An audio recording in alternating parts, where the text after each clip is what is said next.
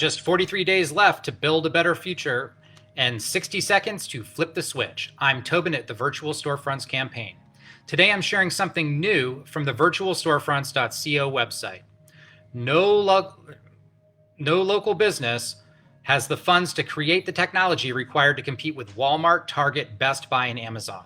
We're raising $250,000 to build enterprise technology that gives local businesses the opportunity to compete in the curbside and virtual shopping markets.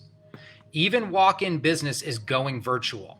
If we do not build this technology, these rapidly emerging markets will be dominated entirely by Amazon and national big box retailers. Virtual Storefronts is the tool that gives local business access to the growing market that will never set foot in a store.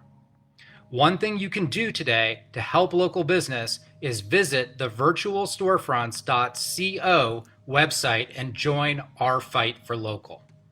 A big thank you to Jan Olson of Andrews, North Carolina, and Heart and Soul Spinnery out in Whitehall, Montana for your recent contributions. Thanks for watching, and remember, only you can like this post like a storefront stan, share it like a communist, and see first like you can actually control Facebook. Links in comments, and see you next time.